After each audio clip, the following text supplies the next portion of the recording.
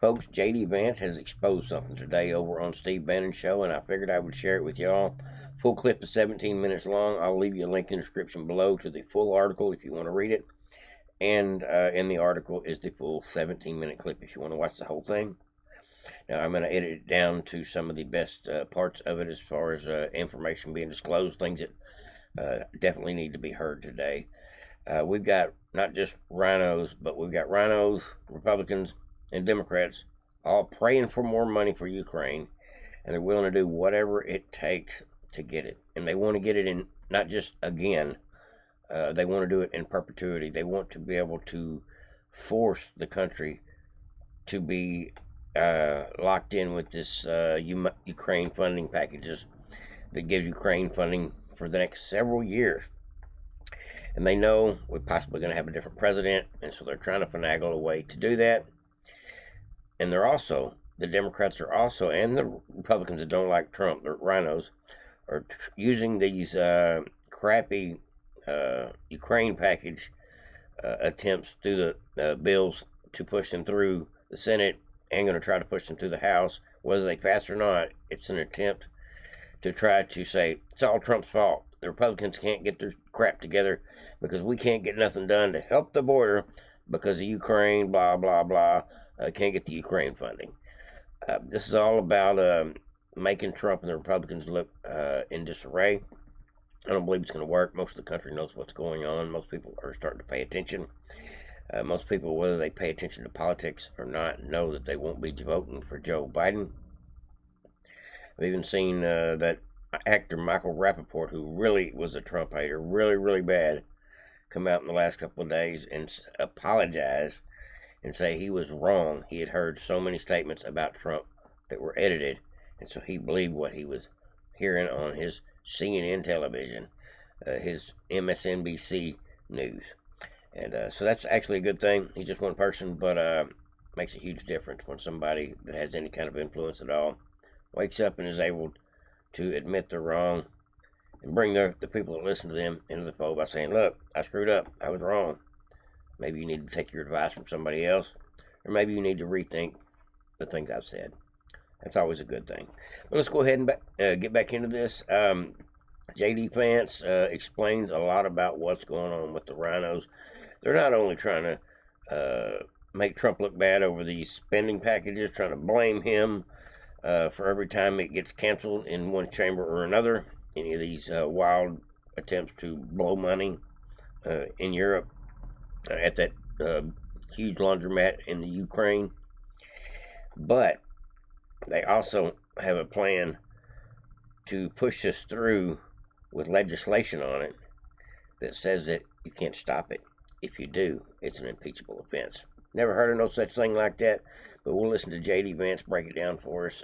Two-tiered, two-phase plan to try to discourage people from voting Republican, and an attempt to try to neuter Trump as much as they can, considering they don't think they can beat him.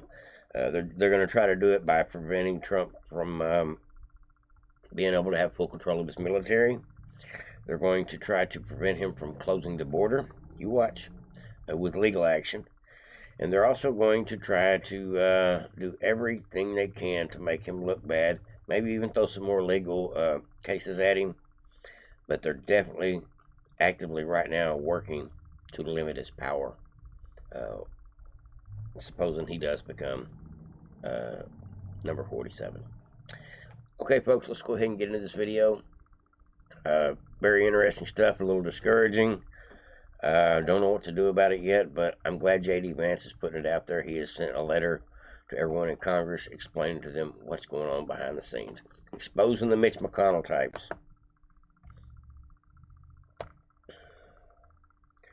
Now, if you don't know, folks, this list right here is the list of the 18 rhinos in the Senate who voted for Ukraine funding. Just want to spend that money. These are the people that are actually making money. And I see Chuck Grassley and John Kennedy on this list. And I like them both. Them are two of the only surprises on the list for me. Most of the rest of them, McConnell, Capito, Cassidy, Collins, Cornyn, John Cornyn here of Texas, McConnell, of course, being the Murkowski, Romney, Thune, Tillis. This is your normal Rhino crew. But those are the people that voted to shove this through, and then they're going to try to shove it through in the House as well, and to find out if there's any representatives in the House on the Republican side that are willing to vote with this. Hopefully, they won't take the bill up in the House, and that will be the end of it. I think it can work that way, consider we do control the speakership. But at any rate, like they do over in the Senate. But at any rate, folks, let's go ahead and get into this video. This is actually pretty crazy stuff. Two-phase plan. And I want to take some time and walk through this because this audience must understand this. This piece headline said how the Republican Party in the Senate is working on funding the Ukraine Forever War and to stop the re-election of Donald Trump. Now, I want to take our time and go through this piece because this is the type of kind of intellectual work that we need to frame this debate so people know what's going on. Can you walk us through that, sir?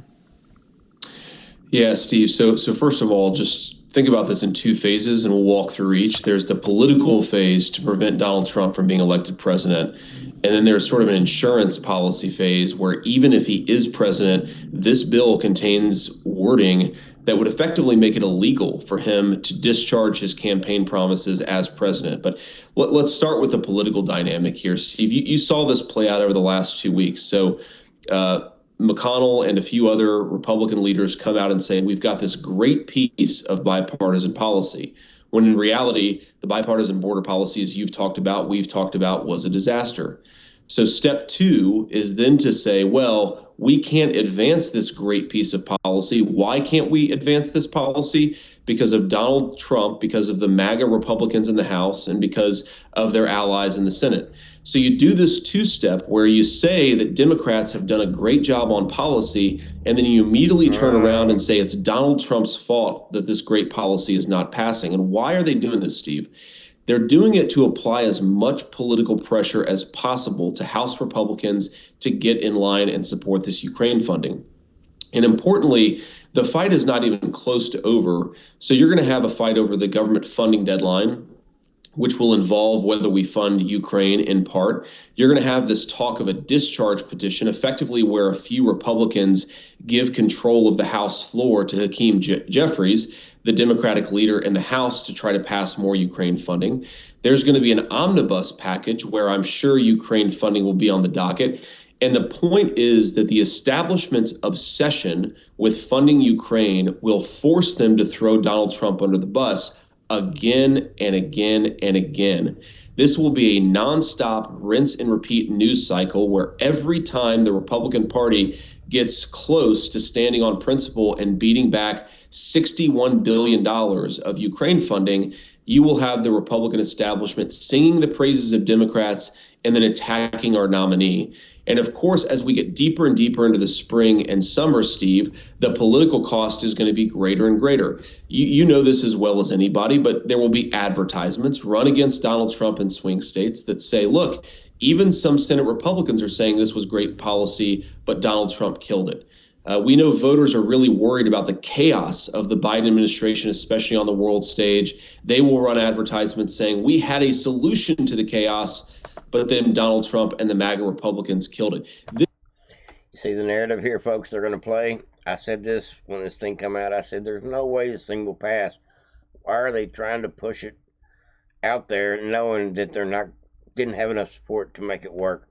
Usually when they decide if they're going to put a bill out, they build the bill, and at the same time they're systematically trying to find people that will agree to the bill, and then they do like a cloture vote to try to get an idea of how many people in the room are possible voters on this, just to get closer before they ever decide to bring it to the floor for a vote. They don't want to bring stuff to the floor for a vote and it die on the floor unless there's a purpose behind that. I said that days ago, and J.D. Vance says the exact same thing today, and it does sound right to me. It sounds like this is part of the master plan to try to deface Trump and the Republicans with the spin and the help of the media, of course. But listen to this part. This is the devious part coming up here. Listen closely, folks. This is really kind of maniacal.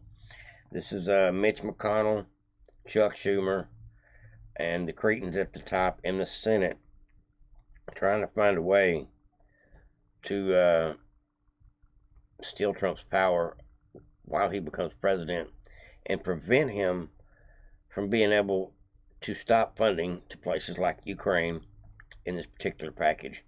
Otherwise, he'll face impeachment. Now, I don't know how this will work, but if they put it in there as a bill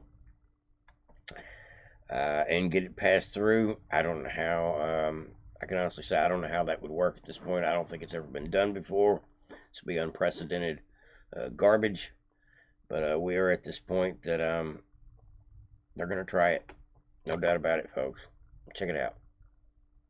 Yes, Steve, and this is maybe the most important point, the thing I want your audience to most take away from what I'm saying here, Steve.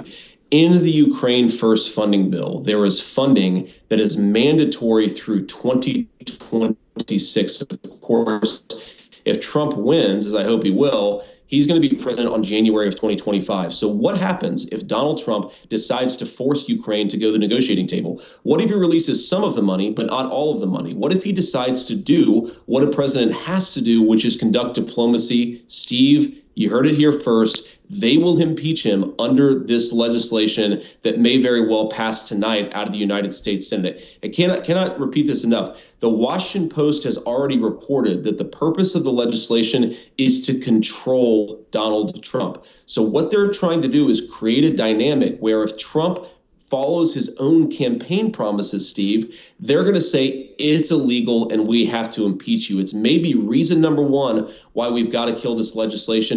We cannot pass a law now that ties Trump's hands in 2026 and gives Democrats an excuse to impeach him. But that's what way too many Republicans are talking about doing. Aaron.